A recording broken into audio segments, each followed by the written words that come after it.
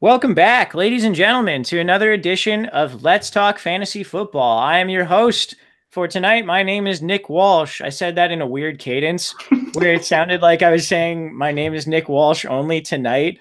That's not true. My name is always Nick Walsh. And I am here with my good friend whose little giggle you already heard over there. That's Vinny Gonzalez. Vinny, what's up, man? What's going on, man? Not much. I was just saying to you how I'm going to complain again. I already complained on the podcast last night with Don. I'm hanging out in smoky San Francisco where the air quality is labeled as very unhealthy by the government. So we're doing great. You're getting a snowstorm. Yeah, I was going to say my power could go out. I don't know. We'll see how far we get in this cast. Walsh could pass out and I just might completely just disappear. Yeah, it's pretty wild. I'm going to walk around San Francisco smoking cigarettes to make the air better quality. And you know, Vinny's just maybe not going to make it through the night. We'll see. It's mid-November. It's insane. But anyway, guys, we are here to preview Week 11. We'll be doing part 1 of the Week 11 preview tonight. That means 6 games because we got 6 teams on the bye. We'll go through those in a couple minutes. But before we do that, Vin, I need to talk to you guys about auction draft. So while the NFL season may be officially halfway over, your hopes of drafting a fantasy team for 2018 are not gone. Because with auction draft, you can draft your team at any time, have a 5-week season. There's still at least 5 more weeks in this season.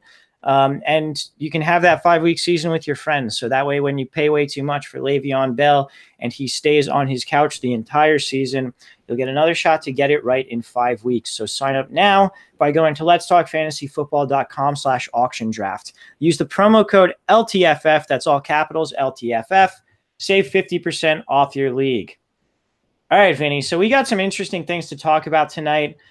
We've got part 1. We'll talk about these bye week teams first, but just to let you guys know in terms of time frame for news, injuries, whatever else, we are recording this Thursday night during the Packers-Seahawks game. Aaron Jones just had a sick-ass touchdown catch before the 4th-string tight end, whose name I don't remember, had a sick-ass what? Tanyan. There we go. He had a sick-ass touchdown catch, more of a sick-ass touchdown throw by Aaron Rodgers, but still, yes. It was sick-ass.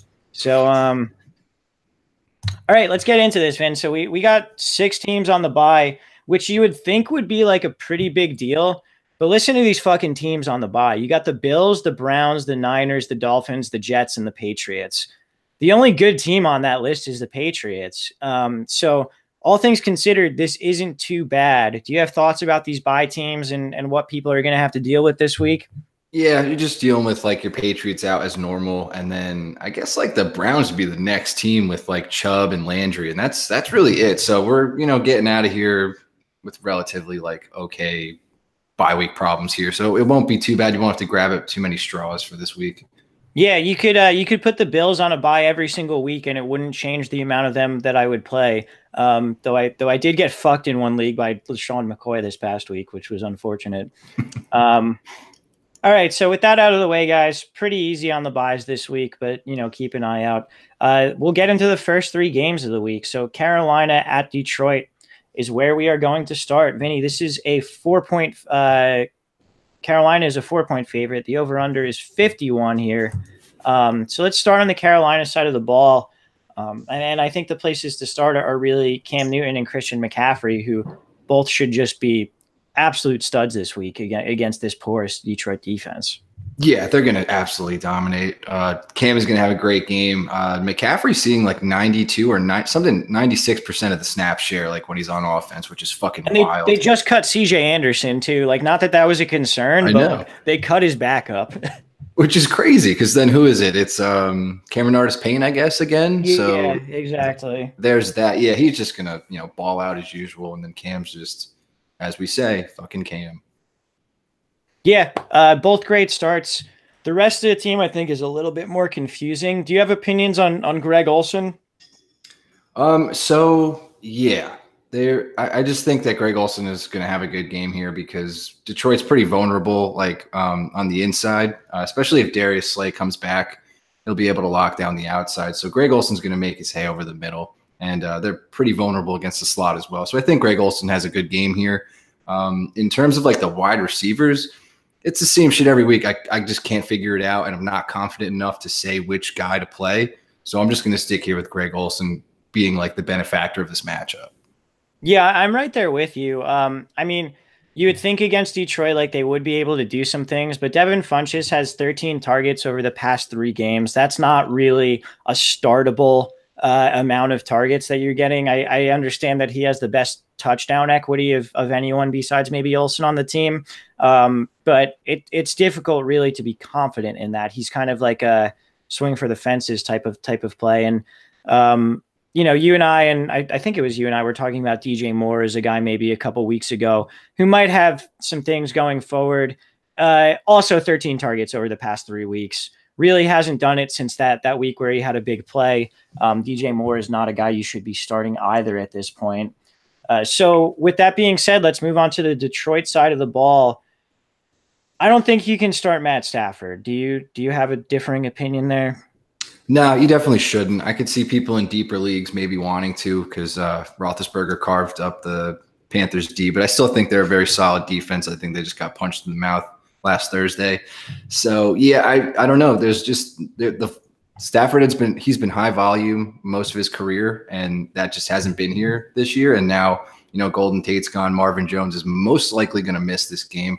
So really all he has is Riddick and Golladay, and that's not enough to carry Stafford, and it's just not enough to warrant a start either. Yeah, for sure. And we know under Matt Patricia, the Lions. The fuck am I talking about? The Lions want to run the ball, and that's what they're going to do. So you said it perfectly. Stafford's had volume his whole career. He doesn't right now.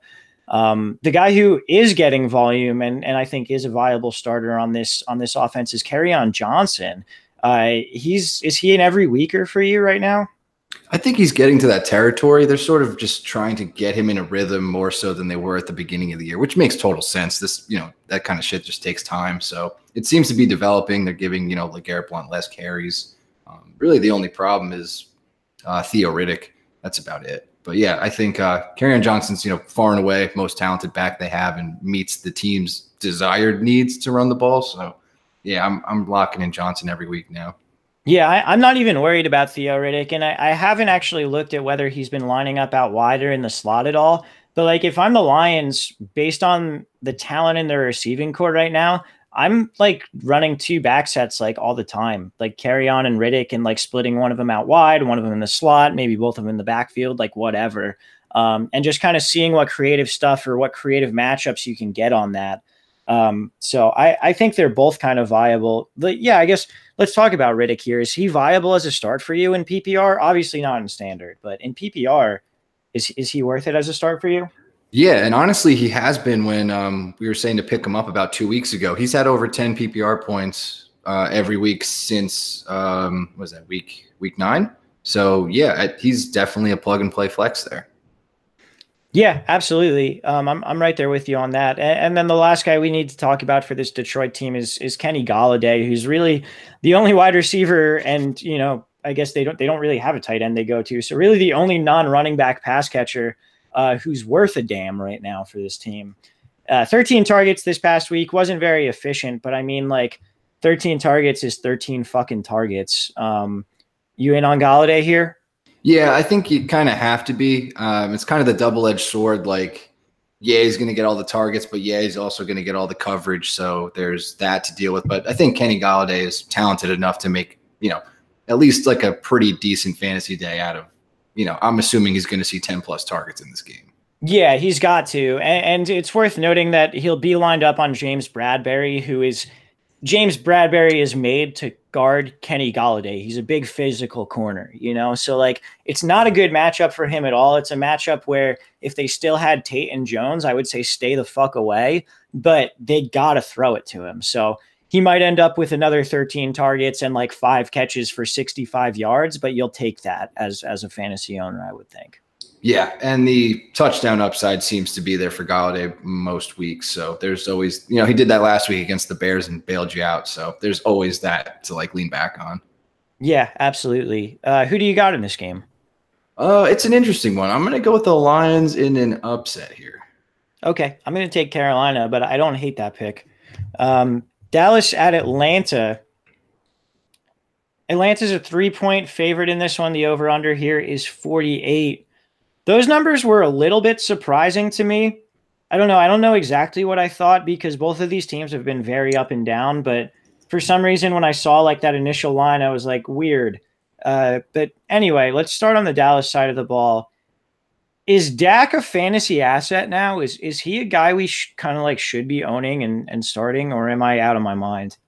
This week, you're not out of your mind. I would definitely play Dak this week. I feel like he was a hot quarterback pickup for this. Just you're playing Atlanta, like that's what's been fucking. We've been digging this up every single week, so just fucking play Dak. Like you're not pumped, but who was pumped to play Baker last week and he put over 20 fantasy points? So 22. 22. There you go. I played him in a couple of leagues. I also did actually. So yeah, man. And then Dak can always get rushing touchdowns and shit. And Atlanta's just fucking terrible. And Atlanta plays better at home too. So Cowboys could be in catch up mode at some point, and Dak will have to throw/run. So I like him as a stream.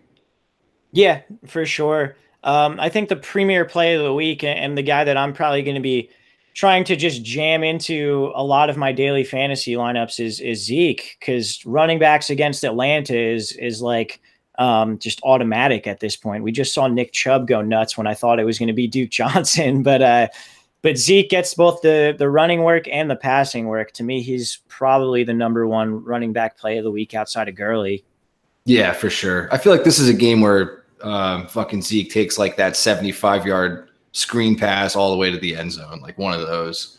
So yeah, I definitely like the call that he's going to be number one. Yeah, like 250 total yards, probably 2 touchdowns. Like that's not even. That's what I would guess, and like I feel like that's like median projection for him right now. Yeah, I was going to say like that's like the fucking floor he has. Obviously, a slight exaggeration on that, but you guys get the fucking point. Zeke's a great play. In this pass offense, we talked about how Dak is a good start. Jeez. Talk much, dude. We're only 2 games in. I got to do better than this. So we talked about how Dak is a solid start. Are you on Amari? First of all, is one question. And then as a follow-up, are you on any other receivers for the Cowboys? All right. So I'll throw in my like random one now to get your reaction. I was going to say Cole Beasley's probably someone you could sneak in. Dude, me too. I'm like 100% on Cole Beasley this week. Yeah, dude. Like this could be one of his stupid like 60-yard 2-touchdown games, but that's just like deep league, like panic mode flex. I'll go back to Cooper. DFS, like for sure. Oh yes, yeah, of course, yeah. When that's the case, it's always DFS like heavy. So back to Cooper though, dude. He has looked sexy, like running his routes. He looks fucking healthy and actually good. I've been very sad. Yeah, I've been like, wow, this is it's really just impressive. I don't know, outside of the whole what they gave up and what the Raiders just were dealing people. So I like the way Cooper's looked. They literally throw to him most of the time now, so he's really just assumed the one role, and he's definitely a must play in this matchup. And I love Dak, so therefore I also love Cooper. And what he's been able to do in the last couple of weeks is pretty sweet. Yeah, for sure. I mean, 18 targets over the past 2 weeks. They've targeted him in the red zone. Like he's been a guy who they've obviously have been trying to get involved, which I could go down a rabbit hole that will be like crying and punching my wall and all these sorts of things. He's 24 years old, Vinny. He's only 24. I know, dude. Basically, the Cowboys giving up that one was them drafting him pretty much. So yeah, I mean, it felt like everyone was like, it felt like a lot, and like it did, but like it did. He's 24. He's like 3 months older than Calvin Ridley, who was just taken in the first round, and everyone thought that was like a great pick. 3 months older, dude. Cole Beasley, I do want to just reiterate that Atlanta has given up a lot to the slot, so Cole Beasley kind of makes some sense here. He's a guy, again, if you're very desperate, I think you can throw him in there. He's not my favorite desperation play this week, but he is one of them. Yes. On the Atlanta side of the ball, Matt Ryan, number 2 fantasy quarterback in the league. Like, keep it fucking going, right? Welcome back. Yeah. Yeah, I'm rolling. I feel like this could be. It's definitely going to hit the over. So I feel like and he always plays so much better in the dome at home. So Yeah. yeah, continue to roll Matt Ryan as usual, man. Multi-touchdown game is like booked. So Yeah, he's just not a guy you can bench at this point. Like the Dallas isn't a great matchup for opposing quarterbacks just simply because of the pace of play. They're 26th in the league in plays per game, whereas Atlanta is 8th. So it's not a great matchup. Maybe don't expect like the highest ceiling from him, but you're not sitting Matt Ryan at this point. Let's talk about his receivers. Julio's been a stud. Now he's scoring touchdowns. I don't think there's too much to say there. What about the Ridley, Sanu, Hooper sort of mix there? Do you have opinions on those guys? I want to say Sanu, since the Cowboys also give up a lot to the slot, or at least will be more vulnerable there than most teams. But I'm going to go with Calvin Ridley instead. I feel like the touchdown upside in a game like this is probably like his forte here. So I feel like it's going to be he's not exactly a target monster, of course, but just his touchdown upside has been through the roof. And I feel like he's more of a preferred ceiling play than like risking a Sanu game where he catches like 6 passes. So I'll take the touchdown upside in this game with Ridley. That makes sense to me. I think I'd prefer Ridley over Sanu, but I'm not really going to recommend either of them in this game, I don't think. I think Hooper's a weird one. Over the past 5 weeks, he's had 3 games with double-digit targets and 2 games with fewer than 5 targets. So pretty wide range of outcomes on those. I don't really know which kind of game this is, but like, I feel like between me and you, you're not going to get an objective opinion on Hooper. So we're just going to say to play him because we love Hoop Daddy. But, you know what sucks, man? I let him go in our league just because I thought his production was coming because like they were targeting him like way too much. And I thought it was going to stop. And it just hasn't. Because all the injuries and shit, like Sanu was out, Calvin Ridley was out. So it kind of did because he had 2 weeks of double digits, then 2 weeks of like 4 and 3, and then this past week he went back to 11. I'm like, what the fuck's going on here? Yeah, it's a fucking tight end mess. But yeah, I feel like Hooper's just like you're lucky to have him at this point for tight end. Like he's a dude that could catch 11 passes. He's a dude that could get the normal floor that tight ends get. So this is the game we're playing, and Hooper is Hoop Daddy. Just fucking leave him in there and let him do his thing. Hopefully he gets his fucking 10 catch game or whatever. I hope at some point me and you like meet Austin Hooper because that would just be like a really funny thing. We would probably get both like very starstruck for no reason. Just see him on the street. It would be like Don's like story about the Deshaun Jackson in the strip club in Tampa. Like we would see like Austin Hooper in a strip club. And like rather than playing it cool, we would both like go up to him, like fawning like little girls. Anyway, pushing strippers out of the way, just like we're trying to talk to Hoop Daddy. Yeah, one goes up to him, like, "Hey, baby, you want to dance?" And we're like, "Hold on, Hoop Daddy, what's up, dude?" It's like, "Who the fuck are you?" Anyway, let's get to these running backs. I think both of them are kind of touchdown dependent. Obviously, Smith more than Coleman. I think the difference is that Coleman is like an every week start, but is still touchdown dependent in terms of being, really coming through for you or not. And Smith needs a touchdown to make it work. What are your opinions here on these two guys? That was pretty spot on. Like Coleman's ability to work in the pass game is obviously going to help him here. And Cowboys are kind of tough against the run, like in general. So if the fucking Falcons get down near the goal line, they could probably notice that Ito Smith is it and probably try to stop the run there. Yeah, no, you're absolutely right. In terms of DVOA from Football Outsiders, the Cowboys are 6th against the run, so it is not a great matchup really, and they're 26th against the pass. So expect Matt Ryan, I suppose. Expect the passing game. I don't really have too much else on this game. I'm going to take the Cowboys. I'll go Falcons here. I don't really go against them at home.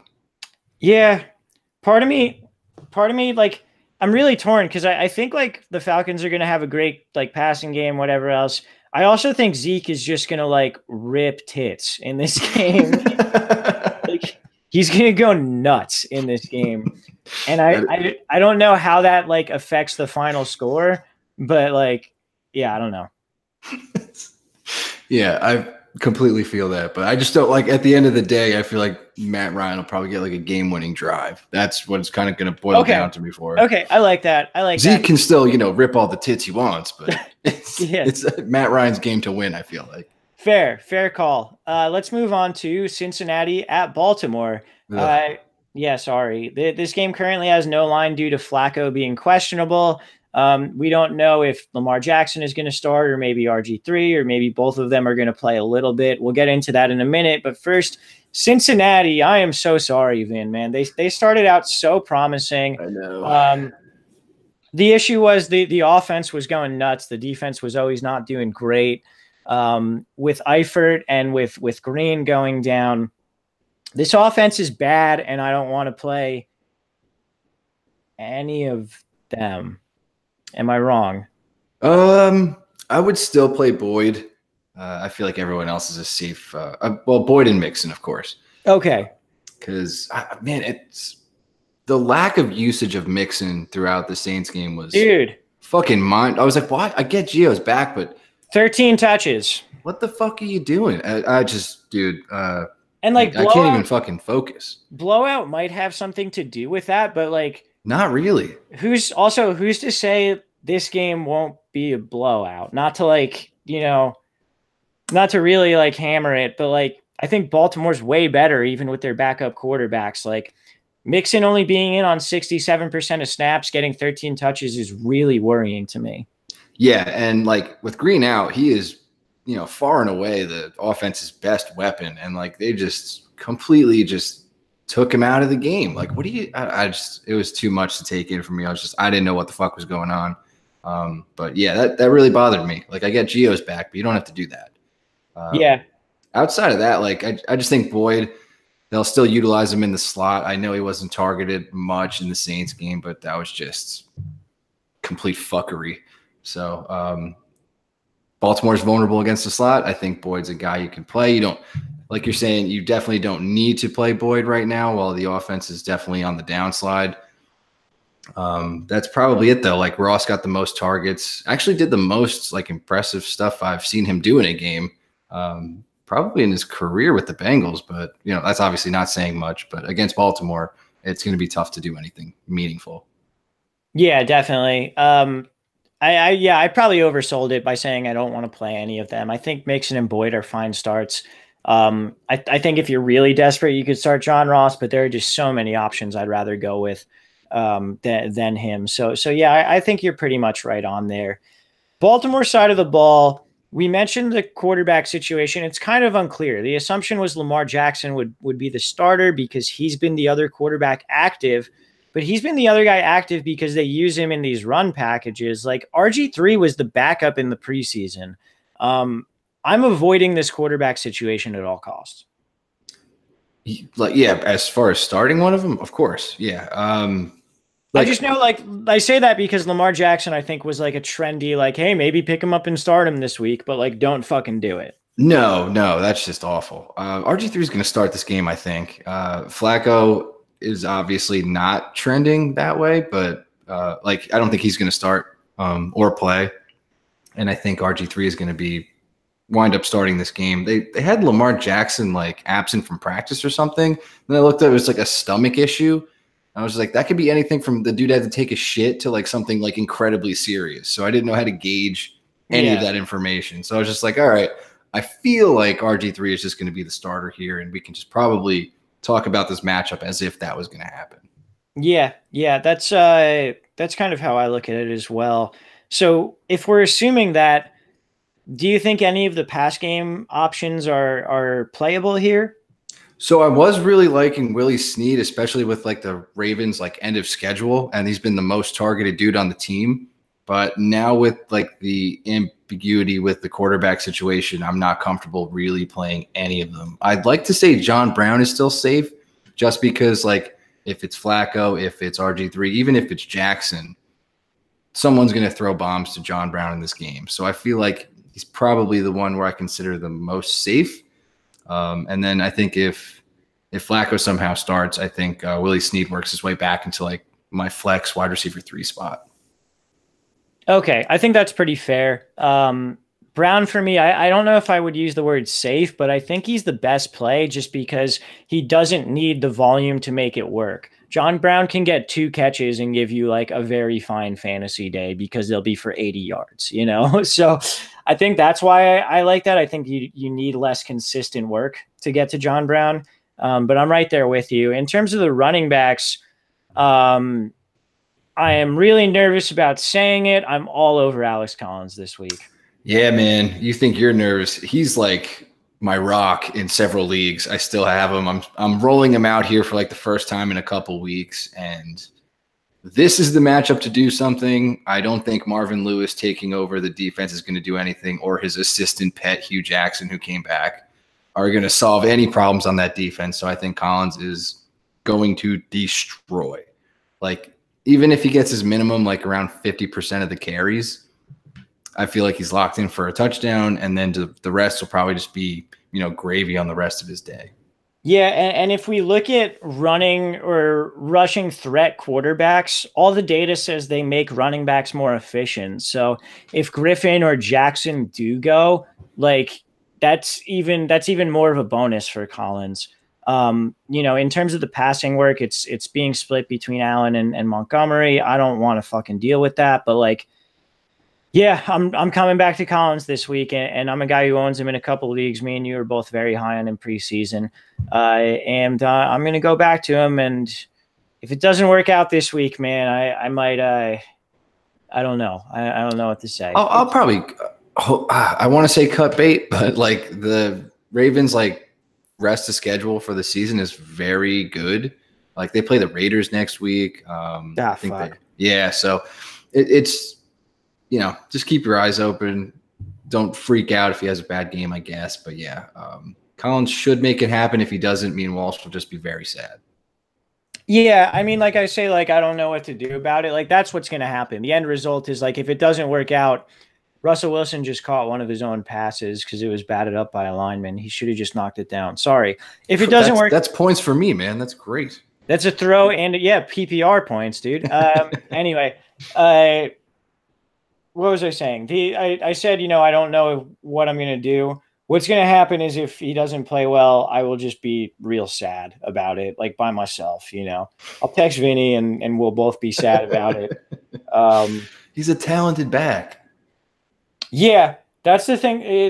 We've hashed this out a million times, but why Buck Allen, the most meh back this side of Lamar Miller in the league? Anyway, I'm taking the Ravens. I can't not take the Bengals, so I'll do that. Okay, that sucks. I know it sucks a lot. Let's take a quick break. We're going to hear from Auction Draft, and then we will be right back with 3 more games for you. Do you need to actually, Kyle is calling me at this exact moment. Do you mind if I grab some more wine and then call Kyle real quick? Yeah, that's fine. We have Minnesota and Chicago next? Yes. Yes, we do. Did you set that up like that? Yes. Oh, okay. Are they a 4 o'clock game or something? It's Sunday night. Why do I have that next? That's what I mean. I was looking. I was like, wait a minute. Okay, let's move that. If you go to your next intro, that's probably what happened. Okay, let me move that to second to last. Is Pittsburgh Jacksonville a 1 o'clock game? Yes. Let's just switch the order of those two. Perfect. So I'm just going to put this in here. Take it out there. Cool. All right, cool. I'm going to grab some more wine and call Kyle real quick. And all right. I'll be back. Sounds good, dude. All right.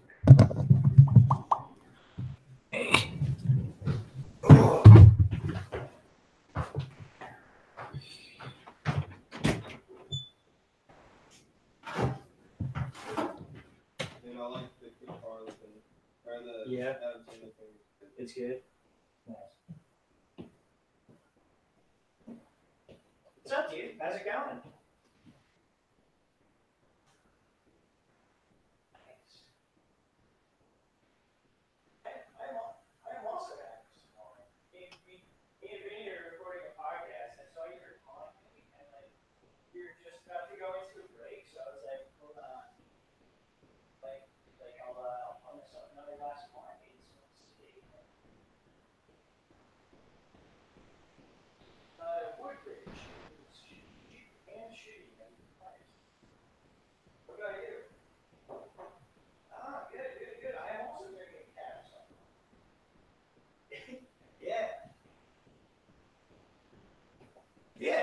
just wonderful. So how's it going, man? How you been?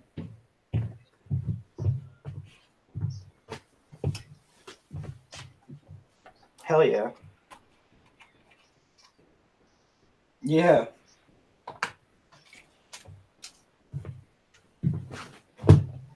Right, right.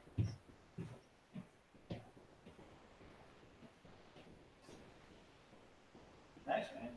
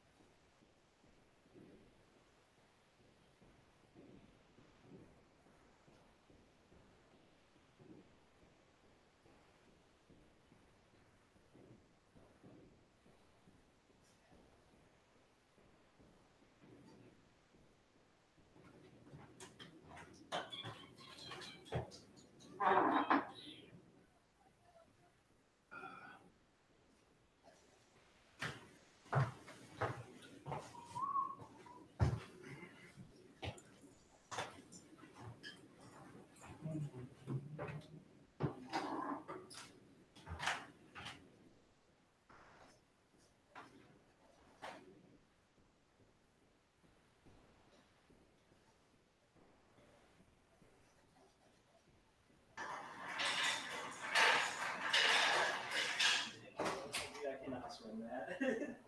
Yeah.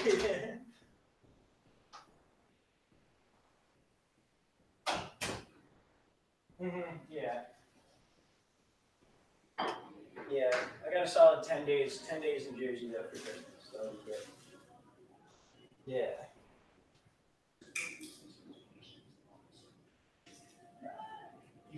Nice. That works then. Oh, sweet. Yeah, that's good. All right. Nice, man. Yeah, I got to get back to this podcast, but I'll talk to you soon, man. All right. See you, man. Later.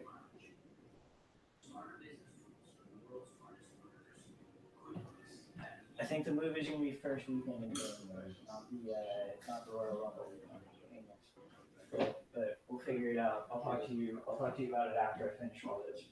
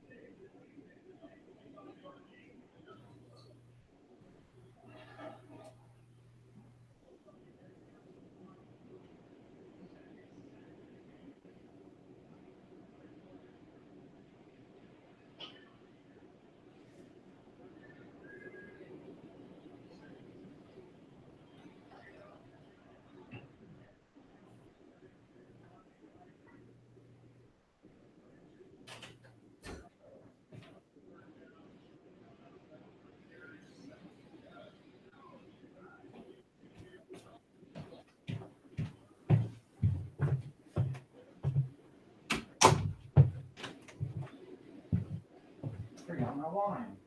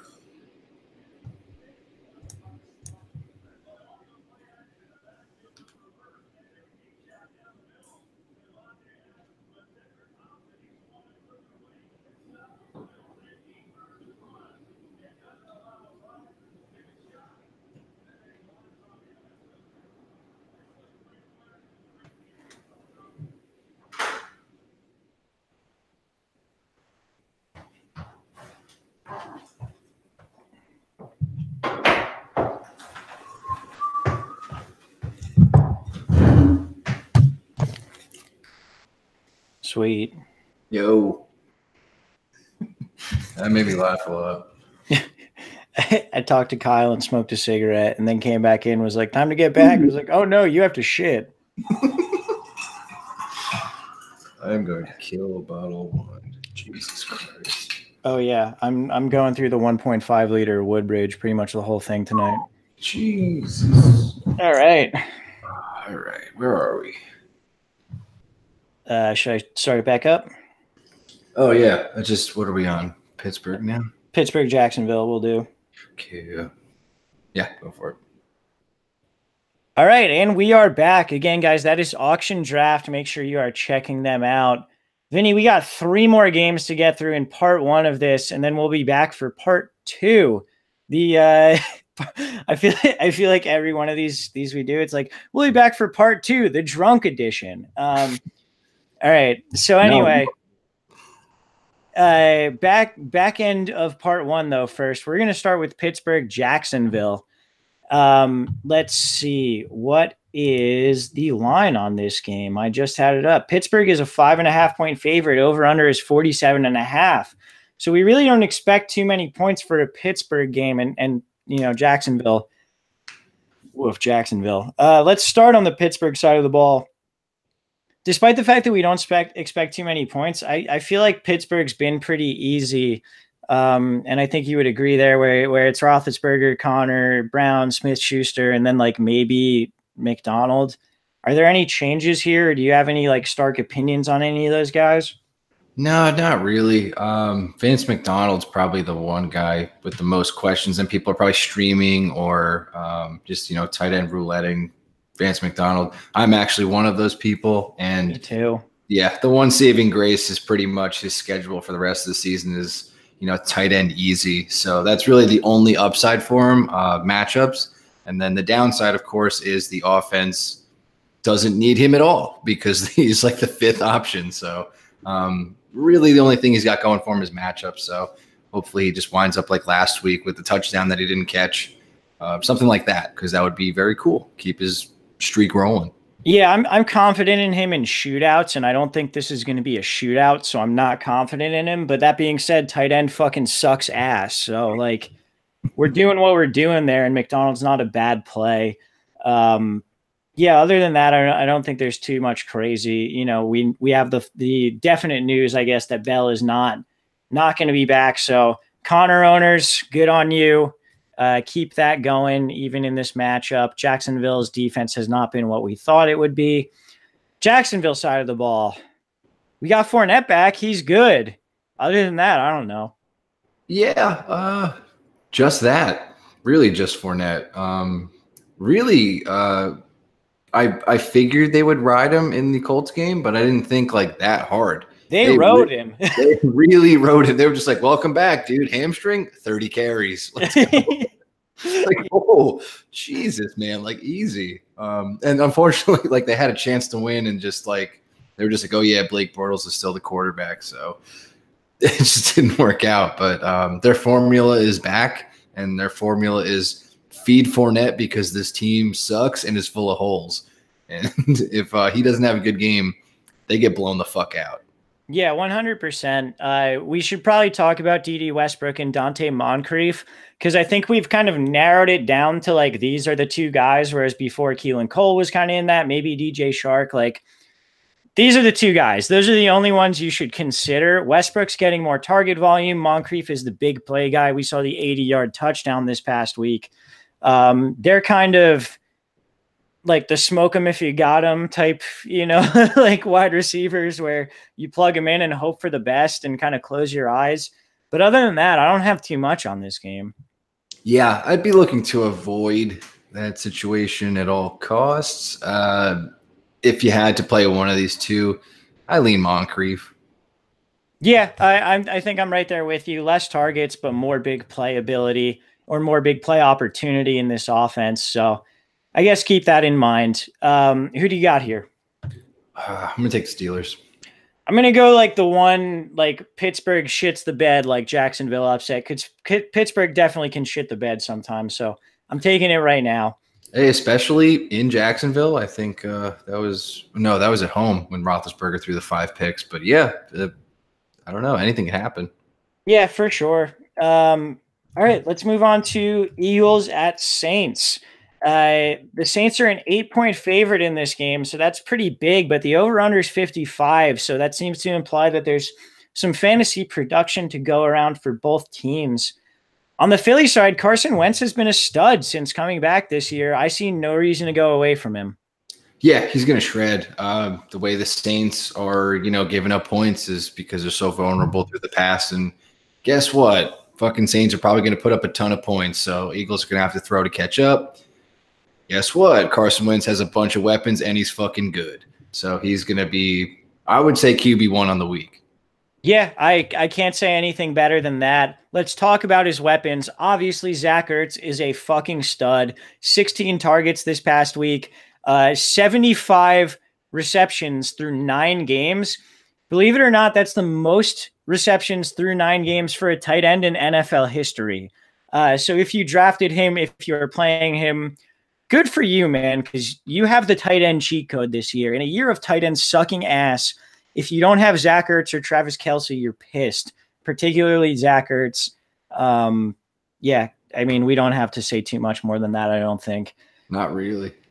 What about the rest of his wide receivers? Alshon's still kind of been in there, but it's been a little bit weird. And then they traded for Golden Tate. They only played him 29% of the snaps. I would assume that'll go up this week. What do you think about Jeffrey? And then are there any peripheral targets that you like this week? So Jeffrey, he's literally locked, like regardless of matchup or whatever's going on. For wide receiver 2 for me, just like because the offense is so good. Carson Wentz looks his way, often touchdown upside. So wide receiver 2 forever for Alshon Jeffrey, regardless of who he's matched up on, which this week would probably be Marshawn Lattimore. It's really a toss up. Like we saw Lattimore get destroyed by Mike Evans. I feel like Alshon's a similar player. So it's definitely doable. I would say play him. Don't worry about it. It'll probably be fine, especially in a shootout. Golden Tate, I'm comfortable with him this week because it's a shootout. Really? I really am. Just because of the shootout mentality here. 29% of snaps last week. That was last week. Now it's this week against the Saints. I have no problem this week. Okay. I was worried from last week because obviously, even though they had the bye week, like you just got to the fucking team, you're kind of make it happen. You need to know the plays, kind of receiver, like over the middle, slot, situational stuff. So, of course, it was kind of a show me week. He did enough, like got involved. They went to him on like 3rd down and longs, like where they give him, here's the ball, go get it kind of deals. I just feel like in this case, if you have Golden Tate, you're probably not in the greatest situation, due to the trade. So you might have to play him regardless. But I think in this matchup, like fucking go for it. Okay. See, I need more of a show me week for Golden Tate. I need more than 29% snaps in order to really roll him out. I mean, Aguilar had 7 targets last week. I would assume that goes down as Tate gets more involved in the offense. But I don't know. I don't want anyone besides Jeffrey or Ertz in terms of the wide receivers here. Running backs, stay the fuck away. Do you have a different opinion? Josh Adams is the best one they have, and they don't feed him nearly enough. He's the new Aaron Jones focus for me. Like, get this guy the main stuff. Okay. That's fair. Yeah, I also don't know if he can catch passes, so. He probably can't, but I didn't think Aaron Jones could. Aaron Jones. He winds up fucking catching a fucking fade pass, so what do I know? Yeah, I mean, it is what it is. I'm staying the fuck away from all of them this week. Saints side of the ball. Saints are pretty easy, and then there's a couple guys we should probably talk about, but Breeze, Kamara, Thomas, just fucking lock it in. Don and I talked about it last night, how the Eagles defense has been bad, and now Ronald Darby's out for the season. Like, they're down their starting corners. This should be a bloodbath for Michael Thomas and Alvin Kamara. Ingram is interesting, or are you still in on Ingram? You're good with starting him this week? Actually, no. I feel like this is a week like where you don't have to necessarily play him because the matchup against Philly isn't good for what Mark Ingram can do. Like, he smashed last week because the Bengals are fucking the worst team in the league at, defending. I probably could have stopped after worst team in the league, but yeah. No, because the Raiders exist. I love our teams, dude. They're fucking. But yeah, this is a bad matchup for Ingram. They're obviously gonna fucking run Kamara into the ground with pass plays. He gets red zone work more so than Ingram too. So there's really not too much of an upside play for Ingram here. So I feel like if you have better options, you can definitely sit Ingram. Okay, I'm with that. I'm okay with sitting Ingram, but I don't think he's a bad start if you need to. I think the last guy we need to talk about is probably Traquan Smith. 51 snaps last week, but no targets. Is he a swinger miss? Is he are you just kind of throwing him out there and hoping for the best, or are you staying completely away from Traquan? I'll put it this way. I'd rather play Josh Reynolds than Traquan Smith. Oh yeah, for sure. But I'm playing Josh Reynolds in like 4 leagues. I'm sorry, but no, I would say that's a good call. I just feel like they both have the same appeal and upside and like floor and ceiling, like straight up. It's just like very similar plays, like last kind of option wide receiver on very good offenses. But I think Reynolds' ceiling is way higher. I don't know, man. That ceiling we saw in that Monday night game with Breeze against the Skins was pretty high. So yeah, that's true. I don't exactly know if Goff could bring that to Reynolds, but fuck yeah, he's like a desperation flex play, like big time for me. Okay, that sounds fair to me. I'm going to take the Saints. Yes. All right, let's move to Tennessee at Indianapolis. Indianapolis is a 2-point favorite. The over-under is 48 here.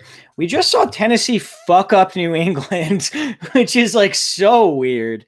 What do you think they're going to do against the Colts? Do you think Mariota is startable here? They're probably going to get blown out by the Colts. Who the fuck knows? Dude, I cannot figure out the Titans for the life of me.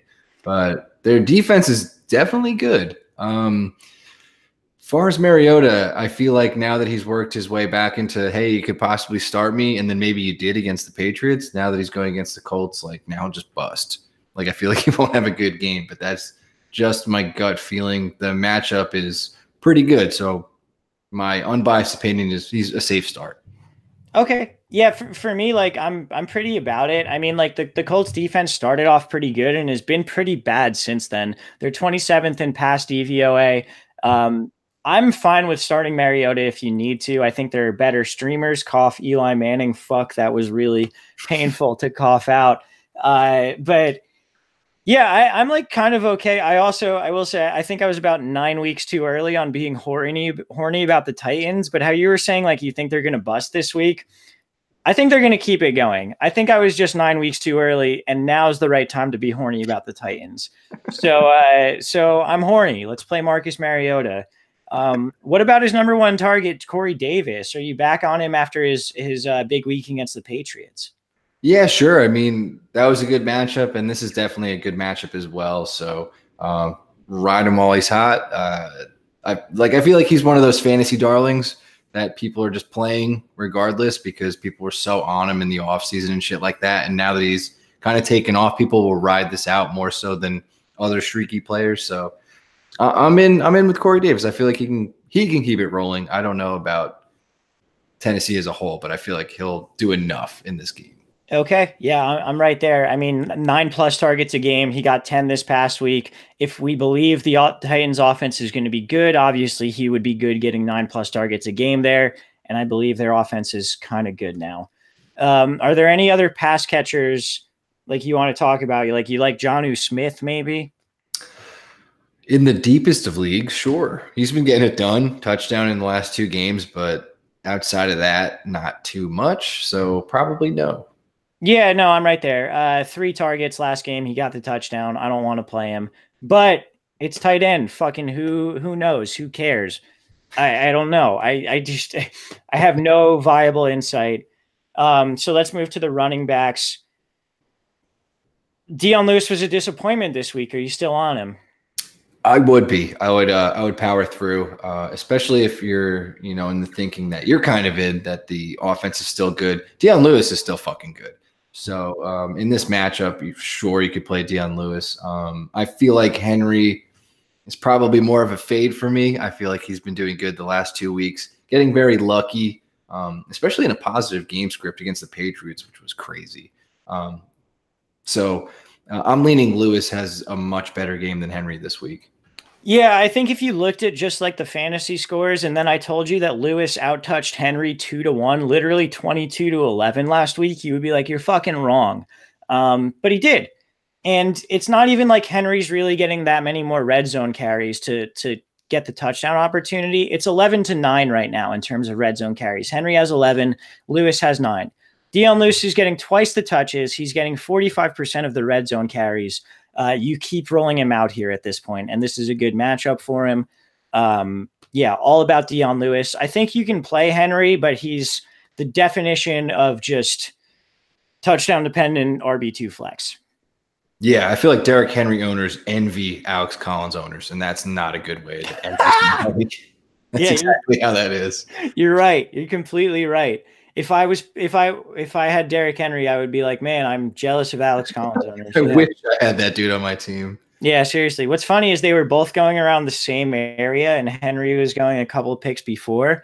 I went Collins over Henry and was just like, I'm smart. And it's like, no, everyone's just dumb, But everybody loses that. Yeah, no one wins. But anyway, that's the Titans. Colts side of the ball. Andrew Luck. Good start. Hell yeah. He's been absolutely wonderful. Very under the radar. I feel like we're maybe not under the radar, but we're very unappreciative of what he's been able to do.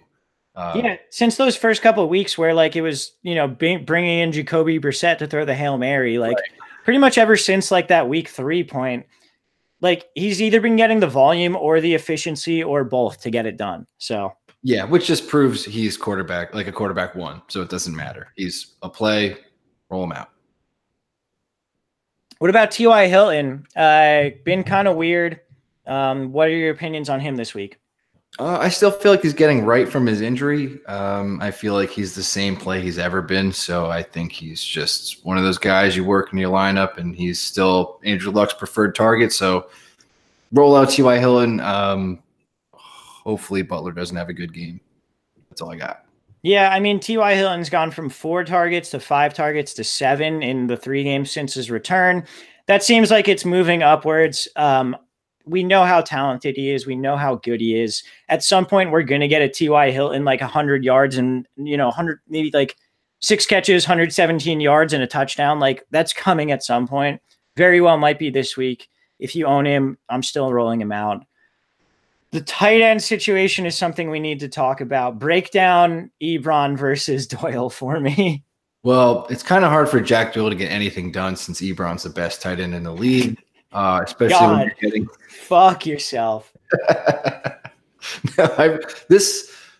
Ebron's having the best season I've ever seen him have, and it's every like hole that we could punch into his best season ever is there. Like he's not getting 20 snaps, 12 routes last week. 20 snaps and 12 routes. And 3 targets and 3 touchdowns and a rushing attempt. Dude, Ebron is the best. But if you're playing Ebron, you got to pray for a touchdown. I feel like despite what's been happening the last couple of weeks, Jack Doyle is still a good play. He's still probably the preferred guy when both are healthy. You just kind of got to fight through like yourself and just put that dude in your lineup, even though Ebron is just getting all the luck, all the touchdowns. It's okay. It'll come for Jack Doyle, I swear. But Ebron could still walk away with a touchdown. So what are we even talking about here? Play them both. Yeah, so that's the big thing is I think play them both. What I will say is that Tennessee has been weirdly good at defending the tight end. And I was trying to parse through earlier matchup by matchup and decide whether it was luck or whether they're actually not Andrew Luck, but whether it's, lucky that they're good against the tight end or whether they're actually good defending the tight end. I still don't know. So it's a weird matchup. Jack Doyle's the guy to start if he's the better start of the two, but at this point with Ebron, we can say it's fluky all that we want. And if I had Ebron, I would be trying to trade him right now to some fucking sucker out there. But at the same time, Frank Reich's a smart coach. He's designing plays to get Ebron involved in the red zone. So that's important. Whether or not Ebron gets 12 routes run or he has 30 routes run, Frank Reich is designing specific plays to get him open in very high value situations for fantasy owners. That means he has a low floor and a very high ceiling. Most tight ends that we're playing this year have low floors and low ceilings. So like Ebron's better than that. That's you have to keep playing him, even though it seems like a fucking regression is imminent type of move. Jack Doyle, I think it's right there for. Again, I don't know how this matchup affects it, but I'm not opposed to starting Jack Doyle at all this week. I will say I think ease of schedule definitely helps the Titans like stat line against the tight end. They played Miami, Houston, Jacksonville. They went against Ertz, the Bills, fucking Baltimore, Chargers, Dallas, and then New England Suns. Yeah, outside of Ertz, those are literally 0 tight end teams. Exactly. So they have played one tight end, and if I had the time to go back and look, Ertz probably pounded them. So I mean, Ertz pounds push every single week. So exactly. So I would not be worried about the stats, particularly in that regard. Basically, what we're saying is play them both and fuck it. Who cares? Yeah. We got to talk about Marlon Mack. It's a tough matchup. Tennessee's 8th in rushing DVOA. They've allowed just 3 rushing touchdowns this year. Are you rolling Marlon Mack this week with confidence? Mack is a bad play. Mack is a good player, but this is not a preferred matchup whatsoever. If you have other dudes, I'm definitely playing them over Mack. Yeah, see, I think he's a bad play and a bad player. So I think he's good. It's man, if you're good on the Colts, even for like a couple games a season, I appreciate you. Yeah. But, yeah, for fuck's sake, like this is just a really bad matchup, and he's kind of been on the downside. So he's like, if you have Mac, you probably have other guys. Like you're not depending on him. Yeah, he's one where you can play him, you don't have to play him. And we've said that a lot, but I think he's like very like in this matchup, I'm playing, and I'll say this in order for running backs. I am playing Lewis, Mack, Henry, Hines. That's the order for this matchup. Yeah, fair enough. So if you have Lewis, do that instead. If you have, I'm trying to think of other like comparable running backs. Alex Collins. Alex Collins, I'm definitely playing Collins. What about Tevin Coleman or Marlon Mack? Oh, Tevin Coleman easily. Okay. Kerryon Johnson. Johnson easily. Lamar Miller. Mac. Okay. All right. So that's where the line is. Miller's also going up against the Skins in an away game, so yuck. All right, fair. Cool. I think that's it. That's all that I have on this game. Do you have anything else here? No. I'm taking Tennessee. Colts. All right. So there you have it, guys. That is part 1 of the Week 11 preview. We will be back for part 2, the drunk edition, in roughly 5 minutes, but you'll get it the next morning. We're going to keep drinking our bottles of wine and enjoy this. So hopefully you guys enjoy it too. Best of luck this week. Make sure you're tuning in for part 2. For Vinny, I am Walsh. Later, podcast. All right. Should we jump right in? I'm going to piss. Okay. And then I'll be back.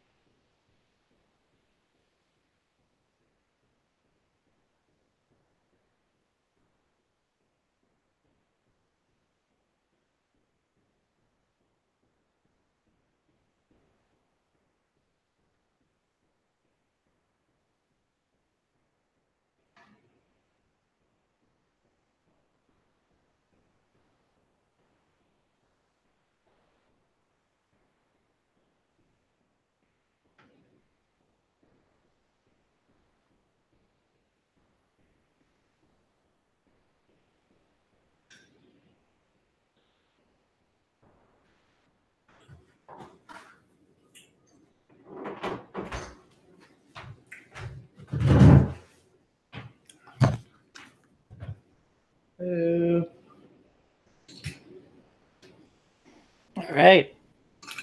Ready to rock? Here goes the last of it. Oh, geez. I still got 3/4 of a bottle. Oh, let's rock. All right.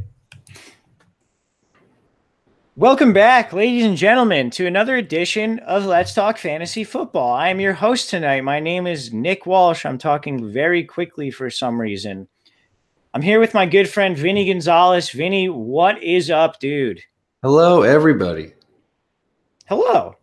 Yeah, if you guys didn't listen to part one, which you should, it's still Thursday night. We're recording this. The next edition, the Packers are still playing the Seahawks, and we're gonna kind of just dive into the last 6 games that we have here. So hopefully you guys get some good information. If you didn't listen to part one, go ahead and do that. But we got 6 more games coming at you. But first, we got to let you know that we're here courtesy of Auction Draft. So while the NFL season may have officially kicked off and is now halfway over, pretty much, more than halfway, your hopes of drafting a fantasy team for 2018 are not gone, because with Auction Draft, you can draft your team at any time, have a 5-week season with your friends.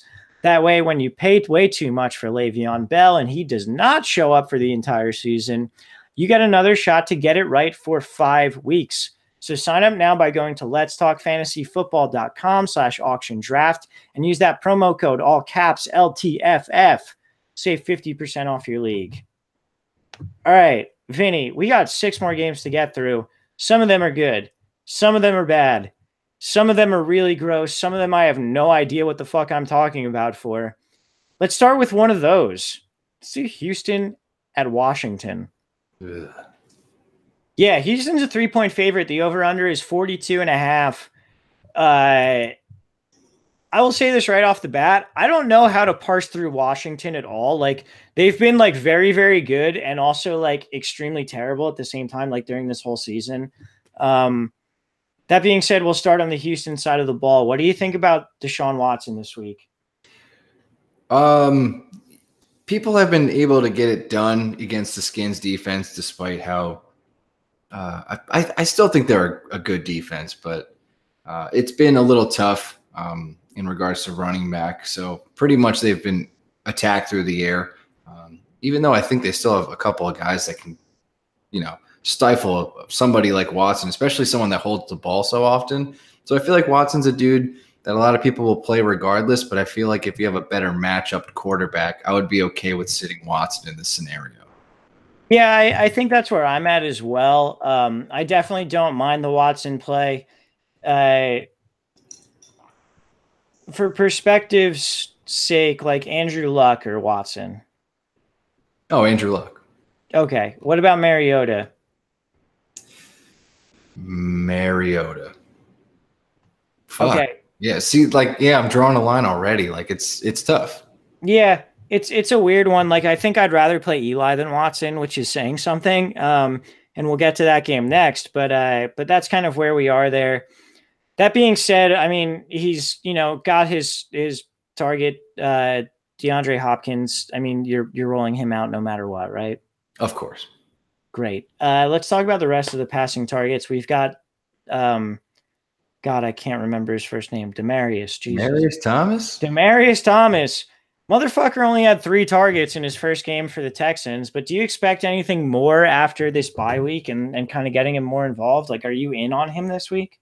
No. It's kind of like the Golden Tate situation, except for this game, it won't be a shootout. So I'm very off. That's actually a really, really intelligent take, and I didn't expect that from you. Well, thank you. Wait a minute, you're not complimenting me. Oh, wait, no. I've always been a very good moron. Yeah, I think I'm right there with you. I don't think I'm playing Thomas unless I need to. The other part of this is also that Kiki Cutie should be back for this game. We've seen him be a target monster in some games, barely get targeted in others. Not a guy you should be playing, but like keep a close eye on the target split in this. Do you have any other thoughts on these pass catchers? No, but I just really literally Golden Tate is Demarius Thomas and Kiki Cutie is fucking Nelson Aguilar. Like it's the same situation. That's fair. I think Kiki Cutie has way more upside than Nelson Aguilar, but That's all right. Oh my. Really, like the guy you just yelled at me for getting 7 targets in a game? Yes. Damn, okay. Like you would play Kiki Cutie this week in some format? No, no. Well, I don't think he's the worst play. Like he's good. He's really good. I don't know about that. Really? Yeah, I think so. But yeah, I mean, you're better off sitting both of them, I think is the moral of the story. We're getting into the weeds a little bit, but sit both of them unless you have to. Thomas is probably a better play than Cutie. We'll continue on from there. Lamar Miller in a split backfield with Alfred Blue against a team that is fifth in rushing yardage allowed per game. I don't want a single part of it. Yeah, no, not one bit. And to be honest, their rushing schedule, like coming up, Lamar Miller, terrible. Rest of the season, just utter garbage. I think they hit the Titans next, and with even worse people. I think Baltimore's in there as well. So not looking too good for our boy Lamar Miller. Yeah, if you didn't sell him after those couple 100-yard games, I'm sorry. You probably should have. Yeah, been there, didn't do that. Yeah. Let's move to the Washington side of the ball, which is equally as gross. Houston's been not great against the pass, but I mean, Alex Smith doesn't do shit. The notes that I put down for this game is that everyone on the team is a quote, if I have to. Like, and I mean like Maurice Harris, Josh Doxson, Jordan Reed, Adrian Peterson. It's like, man, if I really have to, like, okay, but I don't want to. Yeah, and I would say they're all safe sits as well. I don't think anyone's going to blow the doors off this game. I don't think anyone's really going to necessarily even pass the double-digit threshold, outside of like a 2-touchdown game, which I don't feel like will happen for anybody. So I feel like everyone's a safe sit. Matchup is terrible. This game is going to be like 9-6. Yeah, that's pretty much how I feel about it as well. I'm taking Houston. Me too. All right, on to possibly the grossest shootout of the year. Tampa Bay at the New York Giants. The Giants are a 1-point favorite. The over-under is 52. And the reason I say that, high over-under, close game. By DVOA, this is the 5th worst defense in the league, the Giants, versus the 2nd worst defense in the league. That's the Bucks. On the Tampa Bay side of the ball, like, I'm in on Fitz again. Just give it to me. Yeah, I think he has a good game.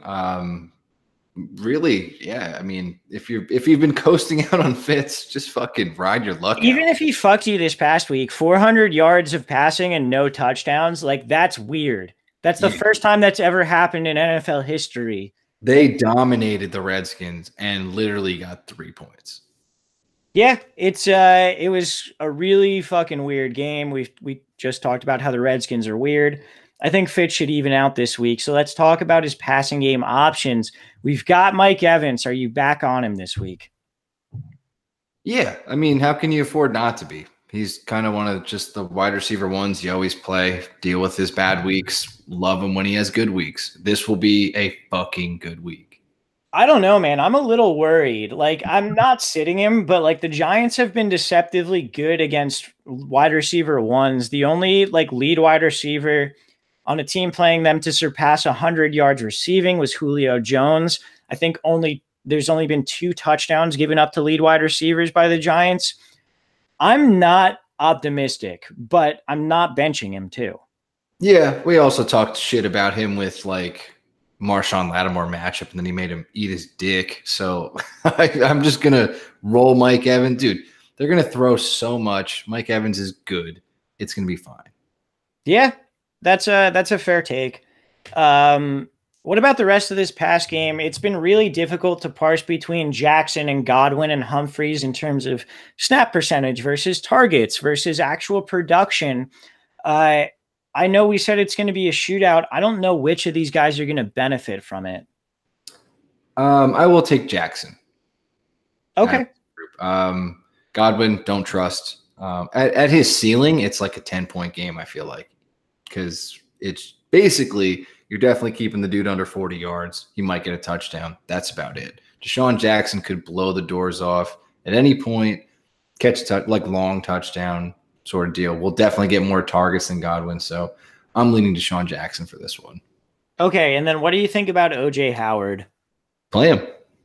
Yeah, same way for me. I know he only got 2 targets this past week. That can happen. Tight end sucks. OJ Howard's a freak athlete, and he generally gets more targets than that. I'm all in on him this week. Yes, sir. Peyton Barber or Jaquiz Rogers. Can you believe that? I mean, like, that was the craziest thing about last week with the Bucs game was they had 200-yard receivers, and it was Godwin and Jaquiz Rogers. It's like, what the fucking, like, just if God cared about humanity, like, that wouldn't happen, you know? Also, Dirk Cutter was the one calling plays, so. Yeah, I can't believe he claimed that after the game. If that was the game that I took over play calling from Todd Monken, which, by the way, Todd Monken is good. Yes, he really is, dude. He knows what his team is, and he uses them correctly. And if I was Dirk Cutter and like I had done that, I wouldn't have taken credit for it. I would have just been, I would have like swept that under the fridge and then continued with my life. It got 0 press before. We didn't even know. Like, yeah. Not said a word, and we'd just be like, I don't know what happened that game. Now we're just like, fuck you, Cutter. Like, why? Yeah, quit being a fucking dick. Like, we needed a new reason to hate you. You're a terrible coach. You're a terrible stunt man.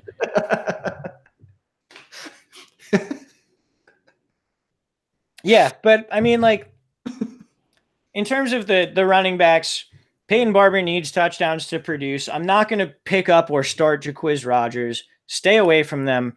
We don't need them. It's Evans. It's OJ Howard. If you want to throw a flyer on one of the other receivers, sure.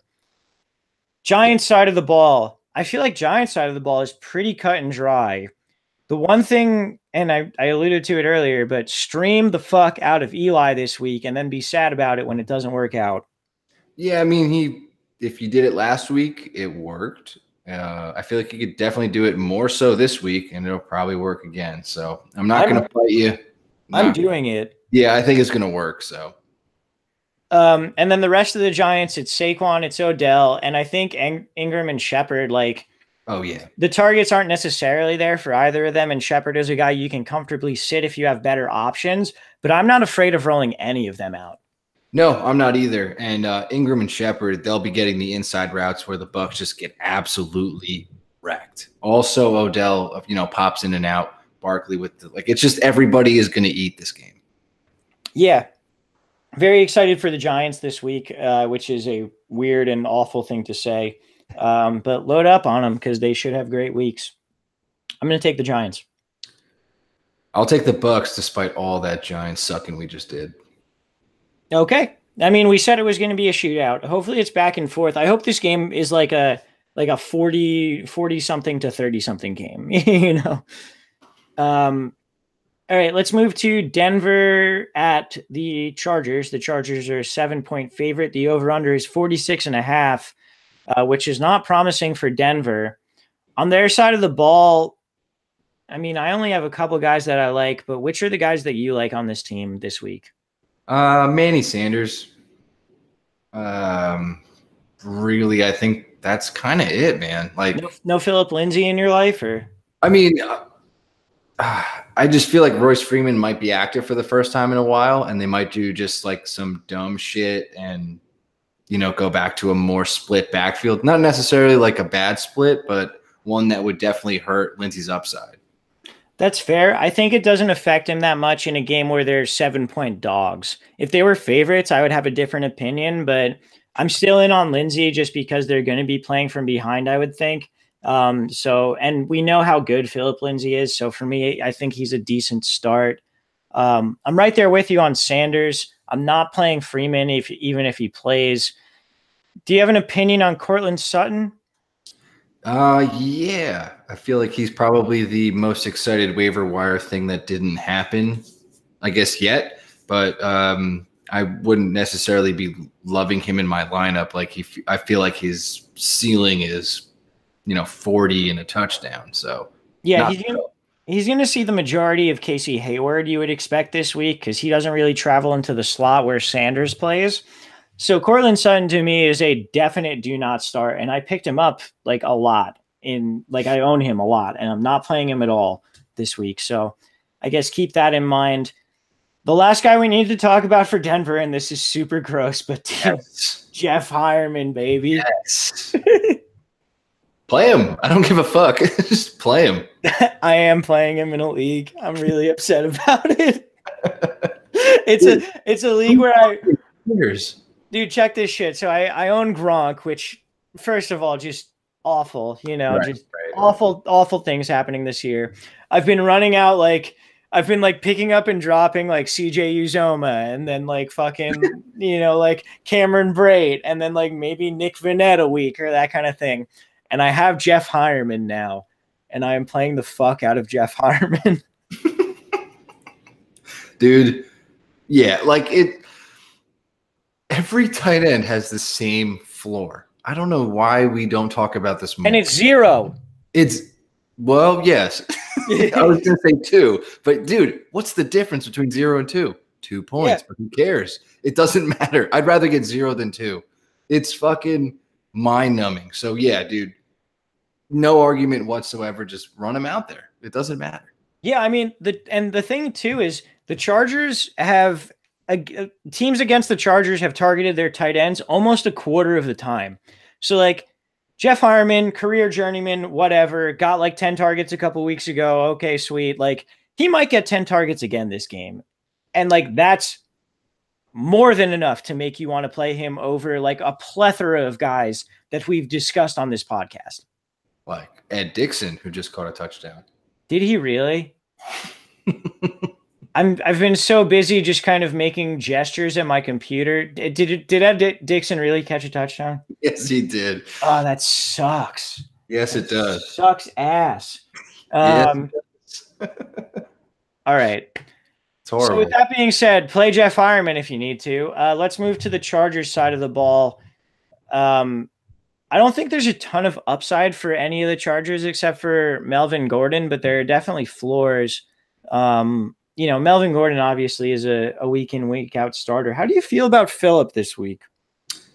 A little scared, just because he's underperformed a little lately. Not on the field whatsoever, definitely for fantasy. Right. He's still throwing 2 touchdowns a game minimum, so that you have that going for you, of course. But he's not going to have a blow-up game this week. He hasn't in a couple weeks. It's just they've been good, so they haven't really necessarily had to lean on him, and I don't think they will this game. Despite what division games can become, in a home game for the Chargers, against the reeling Broncos, I feel like it's going to be a big Melvin game. Not so much for Phillip, but hold him on for the stretch because Chargers schedule continuing is wonderful. Yeah, definitely. I own Phillip in one league. I'm not dropping him, but I did pick up Eli to start over him this week. That cannot backfire at all. Definitely not. Yeah. will never backfire for me. I'm sure it will be perfectly fine. I'm sure I won't be furious on Sunday. His pass catchers. So we got Keenan Allen, who plays a lot in the slot. He's going to face Chris Harris. We know they have a long history together. I mean, you're not going to sit Keenan, right? But I'm not pumped on Keenan. I'm a little pumped just because he's the narrative play, just because he always kills the Broncos, at least with a touchdown. So there's that, which is, a dumb thing to say, but it's still a thing. And you're not sitting him anyway, so it's just something to make you feel a little better. Any other pass catcher would not be pumped at all. No, I mean, Tyrell Williams is I'd rather play Josh Reynolds. Yes. Austin Eckler, he was great for the beginning of the season. I'm off it. I'm not doing it anymore. Yeah, that's pretty much it for the Chargers for me. Who you picking in this one? Chargers. Yeah, me too. Let's take a quick break, and we'll hear from Auction Draft. We will be right back with the last 3 games of the week. Do you need to take a break, or are you good? I'm good. All right. Welcome back, guys. Again, that was Auction Draft. Make sure you are checking them out. Vinny, we got 3 more games, and we're going to start with the most important game of the week. The Oakland Raiders at the Arizona Cardinals. Can you believe the Cardinals are a 4-point favorite? The over-under here is only 40.5. Can you believe that shit? Yes. Also, I don't know if this is a hot take or not. I am slamming the over. I'm taking out another mortgage to put it on the over in this game. These defenses both suck. Why the fuck would they only score 40 points against each other? No, I'm with you on that. Betting wise, for sure. Like that is very appealing to me. Literally, they're both sieves. Like it's just gonna fucking happen. 40.5? That's what we're looking at right now? Yeah, it's a joke. It's a joke. Like 21-21. We're there. It's gonna happen. So it's over. Yeah, man. I mean, Arizona's defense has been like decent. It's like not a bad defense, but like I don't know, man. Oakland's defense is awful, and just like if Arizona gets, well, let's talk about this game. So we got Oakland. Who on Oakland do you have any sort of confidence in? You know what I'm gonna say. Doug Martin. Yes, and it's a good play. Yeah, I'm not going to disagree with you for once in my life. And you know what? He's had 10 points in PPR every single week that he's been the starter ever since Lynch got hurt. He's been the guy that you don't want to play, but you might have to, and he has been serviceable. And his upside would be 16 points instead of 10 because he might fall into the end zone. A touchdown. Because he might get a touchdown instead of fucking, Dwayne Harris sweeps at the 1, as you pointed out in the recap with Don. I was dying, dude, because I remember watching that. I sat Martin for like the first time in 2 weeks because, I've been a sad piece of shit. And then I see him like about to go in for a touchdown. I'm like, just don't get it. And then they run the sweep, and I'm like, oh, thank you, God. Gruden is a person, and he runs plays. I was sitting on my couch so high and just like watching that happen, just like my mind just like going to all sorts of different places, just like, God damn it, dude. Like this is because that materialized, and you're just like, how is that what you came to? You want like I get trying to be cute on the 1 yard line. Not like that. 4th and 1. Jet sweep to your 5th wide receiver, like fuck off. Just no. Even if they ran Doug Martin, the Chargers blew up the line so hard. Like it wouldn't have mattered, but it was just funny that they chose to run that. Yeah. And like the 2 plays before where Doug Martin dives too. So it's like whatever. He didn't get in. Like maybe just like go for a sneak with Carr. I don't know. Like I'm done caring about the Raiders. Oh. Never mind. Yeah. Fuck you. Yeah. All right. On the subject of Oakland running backs, do you have any opinions on Jalen Richard? Because I've started him in leagues in the past couple of weeks, and like while he doesn't not have the ceiling, he's not going to kill you. He's literally the same as Doug Martin. Both of them have had 10 or over 10 points. So literally, you can play both of them week in, week out, regardless of matchup, which is crazy to say, but that has been the case the last couple of weeks. Yes. In the league that I'm sitting Jalen Richard this week, I'm playing Josh Reynolds over him. So I would like to throw that out there. But that's probably a good idea.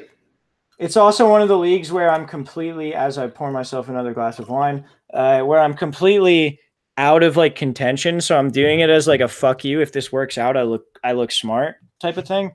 But anyway, other players on the Raiders, you're obviously not starting Carr. I mean, can you play Jared Cook?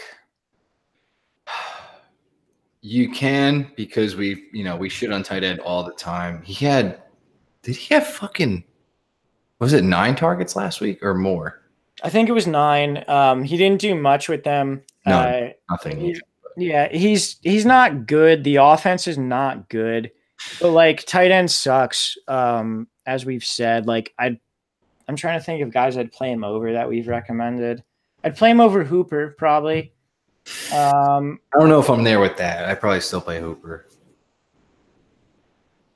That's fair. That's definitely fair. I think they're in the same general range. It's like when you take away a touchdown upside for a tight end, in a bad offense like this. It kind of lowers the floor, and like the 9 targets have been, that was an outlier of the last couple weeks, Yeah. So God damn it. Like you can and you can't. It's so fucking annoying. You're going to tell me I'm fucking stupid. I'm fine with starting Seth Roberts or Brandon LaFell this week. Walsh, I was going to bring up Seth Roberts because I thought you were going to move on to the Cardinals, and I was going to say stop because I love Seth Roberts.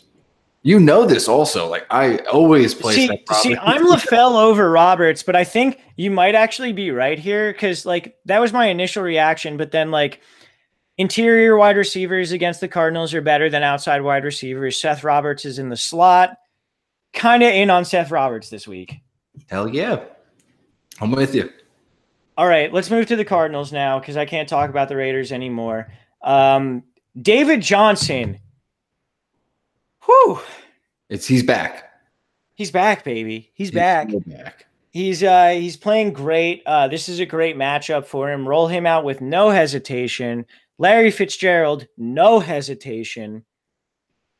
I think the questions are on Christian Kirk and Ricky Seals-Jones because those are the only other two guys involved in the offense right now. What do you think about those two? I honestly, I'd almost rather play Ricky Seals-Jones than Cook. That's not a bad take. That's probably where I draw that line. But okay. Neither are amazing. Neither are a good play. I think I actually made the decision to pick up Ricky Seals-Jones over Cook in a league this week. So I guess I'm there with you. There you go. Kirk, he's got big play up. He's kind of like a poor man's Tyler Lockett in this offense, like really poor. Great Tyler analogy.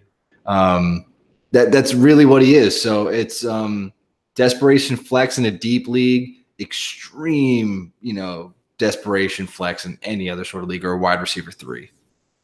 Okay, and just to make sure, you're definitely on Larry this week, right? Oh yeah, I didn't mean to ignore that, but I was with you on that, so I didn't even want to say anything. Okay, Larry's been just improving. Josh Rosen has been improving as well, so I really like what they've been able to do in that aspect. And Fitzgerald is he's been picking it up, and he's always involved in the offense. And there's really it's going to be a game where there's going to be a lot of points in a sloppy ass matchup. So I like Fitz a lot. All right. Fair enough. Who are you taking? I'm going to take the Cardinals here. I'm sorry. I'm going to take the Cardinals as well. Let's tank for the first pick. Who would they even take? I don't know. That's the thing. Like, I don't know. There's no clear cut, like, I want this guy, so I'll tank my team sort of thing. I just know I think they're in tank mode because of that. I mean, I yelled at Don about it last night. You know they're in tank mode. The fourth down play where Carr threw the ball into the ground like people do on like first down for a screen pass when it's not there. He threw it into the ground on 4th and 5. Down 2 scores with like 4.5 minutes left. That's a tank play. Either that or you're brain dead, like one of the two. He was very upset, or he was a really good actor because I think he just kind of forgot. It was weird. It was a weird play. Super weird. Let's move on to the Sunday night game before I jump off my balcony. Minnesota at Chicago. Chicago is a 3 straight up 3-point favorite. Over under here is 45.5. We've liked both of these offenses a lot. That being said, Chicago is first in DVOA. Minnesota's 7th. So it makes sense why this over under is as low as it is. On the Minnesota side, am I crazy for thinking you don't need to start Kirk like even a little bit? Yeah, you don't have to. Kirk's been sort of a turnover machine. If you look at his stuff, like he's guaranteed a fumble. He's guaranteed a pick, one or the other in every single game. So he gets to play against like Khalil Mack in this ridiculous Bears defense, in an away game. So I would be very nervous if you have any other kind of better play. Walsh, dare I say you would play Eli over him? 100%. God damn, there it is. So, yeah, you definitely don't need to play Kirk at all. His upside is very limited. Just going against the Bears defense is daunting as it is, and he's, prone to fumble, prone to throw at least like a pick a game. So it's scary. Yeah, and I will say, like, you can point out instances where the Bears defense has given up big games. They've all been when Khalil Mack was either like out or was like questionable and barely played a couple snaps. So he's healthy. When Khalil Mack is healthy, you don't fuck with this defense pretty much. Correct. In terms of the running backs, Dalvin Cook had 109 yards on 14 touches in his return before the bye. 70 of those yards were on one run. I'm not playing Cook. I'm not playing Murray. I don't want to touch them. That's fair. I feel like a lot of Cook people will play Cook. I'm with you though. If I don't own Cook anywhere, but if I did, I probably would be very excited that he's been logging full practice as a full go. But yeah, in a matchup like this, fuck that. Like, I'm not with it. Fair enough. Thielen and Diggs, I feel like, are both matchup proof, right? Do we have to get any further into that? No. Thielen did pop up on the injury report. I forget exactly what it was, but I think he's fine. Just something to pay attention to. What I saw is not something to be concerned about. Correct. Diggs is full with the rib thing, so he's going to play. So they're both, like you said, matchup proof. And then Kyle Rudolph in any capacity, yes, no? I'd rather play Jared Cook or Ricky Seals-Jones over him. Same. Rudolph is getting 3 catches a game on 4 targets a game. Hard pass. Chicago side of the ball, Trubisky has been a stud, but to me, this is just not the matchup. Do you like Trubisky this week? I don't. I actually faded him last week. That was a mistake. He balled the fuck out. In our league, I kept him. Like, I picked him up like 3 weeks ago to hold him for Kirk's bye, which is very funny. And then I just didn't play him. I played Wilson instead, and he went off. I'm just ranting, but yeah, he's just been getting it done. But yeah, I feel like you don't need to play him here either. I feel like they have enough. It's going to be, I think, a lower scoring game, and I don't think he'll have to really throw as much as he has been or doing his crazy running shit, which he always does. Right. And I say that, and like I had like a real hard like cognitive dissonance moment earlier when like I looked at his pass catchers and realized who I wanted to play, and then thought I shouldn't play Trubisky because I like some of his pass catchers this week, but for some reason I'm like not in on him. But I think he's one where I'd rather play him than Kirk. I think he's in the Eli range for me. Like, if I had to choose between him and Eli, it would be very, very tough this week. I'd probably go Mitch just because surprisingly rushing touchdown upside with Mitch. Yeah, and I mean just rushing yardage upside with him. The guy can get you 5 points out of rushing yards. So let's talk about his pass catchers a little bit. I'm on Robinson and Miller because they've both been splitting time in the slot a little bit, and that's where you can beat the Vikings. So I like both of them this week. Took the words right out of my mouth.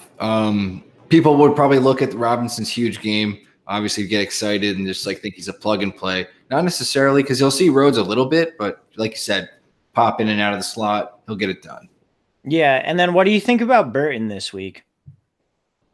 Bucket, I still like Burton a lot. I feel like he's very involved in this offense, and he still gets like I don't want to call them goal line carries, but he still gets that stupid fucking play where it's a fake handoff and just like the pitch to the tight end. Like, that happens in most Chicago games more than any other football team in the league.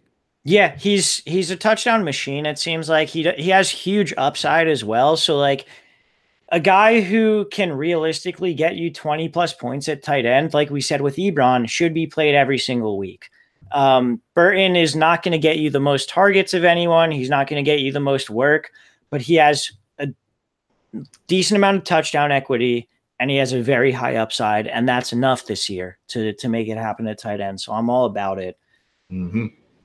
Cohen and Howard, they're splitting snaps. Which, if either of these guys, are you on this week? I think I'm off Howard and I'm on Cohen. Same. But I'm not on Cohen. Like I'm okay with Cohen. I'm on Cohen. On. Let's hear this actually, because I think we have the same reasoning for Howard. So for Howard, I'm just I don't want to play him ever again in my life. I don't want to see his name, any of that sort of thing. Tariq Cohen, I think it's one, they're splitting snaps. Tariq Cohen's better. And then the Vikings have given up a lot in terms of passing points to the running backs. So if you look at it, about 60% of the fantasy points allowed by the Vikings to opposing backfields is in the pass game. So that's not going to be Howard. It's going to be Cohen. So for me, it's just it. And we know he has the upside to take a ball 70 yards for a touchdown at any point during the game. So that's enough for me right now. Yeah, I'm 100% with you on that. Just the Howard play in general scares me just because, not involved in the passing game. Vikings are pretty tough against the run. He's not necessarily killing it in yards per carry. So Howard is like, I don't expect them to be up massively in this game either, where they run it so much that he can have a good game. Like, it's probably going to be within a score, just a very low score. It's just, just not happening for me for Howard. The Vikings have given up very little on the ground too. So yeah, and they got Griffin back, or was it Iverson? Yeah, Everson Griffin. Yeah, my bad. Yep. So yeah, not with it. All right, who you got in this one? I'm going to take the Bears. I'll take the Vikings. I was going to take whichever one you didn't. So it's funny because it kind of is like a 50-50. Like, it's just going to be like a 13-10 game. Yeah. I mean, I think it'll be higher scoring than that, but like it's a toss up for sure. Gritty defensive battle, I see. Yeah. All right, let's move on to the Monday night game. The opposite of what I just said. Wait, what? The opposite of what I just said. Here we go. Oh, yeah, dude. Holy shit. This game has Kansas City at the Rams. The Rams are a 2.5-point favorite. This game got moved to Los Angeles, but 2.5-point favorite. The over-under is 62.5, and I am slamming the over. I mean, like, we say play everyone occasionally, but fuck, I am playing everyone in this game. Talk to me about the Kansas City side and just go from there. It'd be easier to list the guys I didn't want to play. Like, fucking hell. I don't want to play the offensive tackle for the Rams. He will get killed. But yeah, starting on the Chiefs side, man. Mahomes popped up on the injury report with a foot thing. Practice full. No big fucking deal whatsoever. Mahomes will destroy. Basically, you're playing Hill, you're playing Hunt, Travis Kelce, of course. Sammy Watkins becomes a no-brain play, of course. He's, trending in the right direction, full practices and shit. Let's go Sammy Watkins. That's it. That's everybody I want to play on the Kansas. And I will say this, like, Sammy Watkins, if he doesn't go, I feel like the move to do if you're a Sammy Watkins owner was to pick up Reynolds this past week. Or Chris Conley, really. Yeah, honestly, you can put in Conley. It's fine. This game has a 62.5-point over-under. You can play everyone in it. It doesn't matter. You play everyone on the Chiefs. You play Goff. You play Gurley. You play Cooks. We've got Woods kicking into the slot. That'll be fine. And we've been saying it the entirety of our two podcasts. You play Josh Reynolds. Yeah. I don't care that he hasn't been targeted that much. This game has a 62.5-point over-under. There's so much touchdown equity.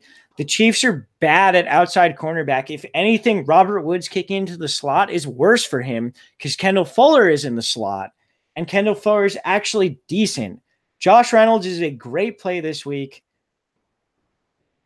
Yeah, that's all I got, man. I'm just so excited for this game. I'm going to make sure, like, I tell myself every single week I'm going to wake up early on Monday so I can leave work early to get back in time for the Monday night game. This week, I'm waking up at like 4:30 a.m. I'm getting into work by 6:30 just to have the buffer zone for Monday night. I cannot miss this game. It's literally going to be touchdown until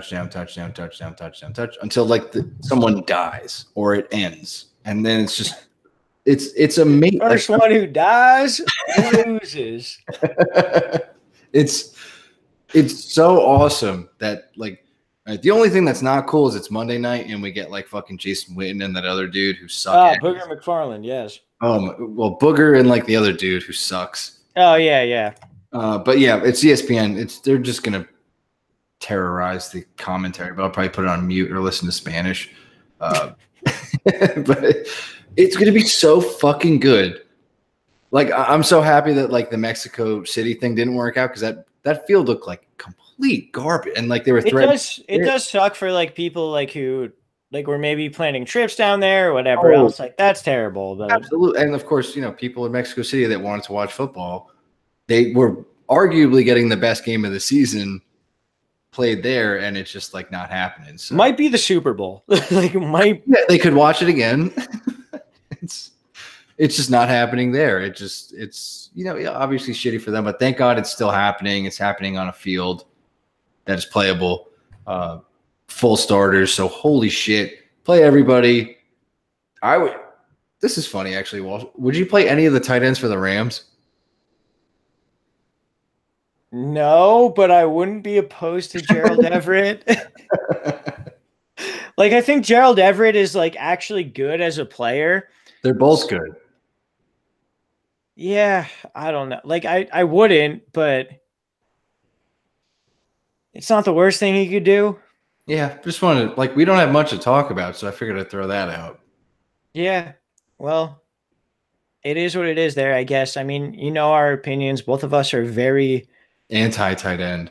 Very anti-tight end and just very in on anyone who's playing in this game. So put Josh Reynolds in all of your lineups. And Vinny, you got anything else to say to the people out there? Not much. Get ready for the end. It's coming. We have handcuffing season. We got wrapping up time. A little morbid. Get ready for that end, dude. You want your life to be good? No more. All right. Anyway. Yeah, it's winding. It's sad. It's sad. I'm like, we reached it. We blew past the halfway point, and yeah, I mean, we're getting close to playoffs though, and if you're in the playoff hunt, that's great. Yeah, it's just important to more so look at like if your trade deadline didn't end, maybe look at guys that are beyond schedule, like Willie Snead we mentioned, or I did at least. Anyone really playing the Raiders, 49ers, anything advantageous matchup wise, target, go out, pick people up, make that shit happen. Yeah, absolutely. Completely agree there. If you can sucker your David Johnson owner into trading him to you, you should do it. Correct. I know that because I've had a million people in the past 3 weeks try and trade me for David Johnson in like. Walsh, I talked to you before. I mean, I didn't talk to you, but I had more respect for you. I didn't want to even bother you with a trade offer. In another league, not our league, where I own David Johnson, literally 1 week, 7 people. Yep. Yeah. Trying to trade me for David Johnson. They're all low balls. And I'm like, you motherfucker, like, I'm not going to do this now. Like, I'm riding this. I know the schedule. I know that the offensive coordinator changed. I'm not doing this. Like, why would you even try? But whatever. His high point was the literally the firing of Mike McCoy. And I was going to offer you like, not even like, of course, Walsh, I wouldn't lowball you, of course, but I was going to offer you like something decent. And I was just like, this isn't even like Walsh knows what's going to happen. I would see trade offers that involve David Johnson and just not even look at the rest of it. Yeah, reject. It's like a smart person just literally shut that down. It's like, what you have, what's coming up. There's no reason to. But if the owner in your league is a moron, like go for it. Try. Also, yeah, as Don has shown us, shoot that shot. Yeah. Like literally throw out. Yeah. You don't lose anything. Just go Steph Curry on him, dude. Might as well. Shoot the shot. All right. I think we've done enough here tonight. For Vinny and for Let's Talk Fantasy Football, my name is Walsh. Later, podcast.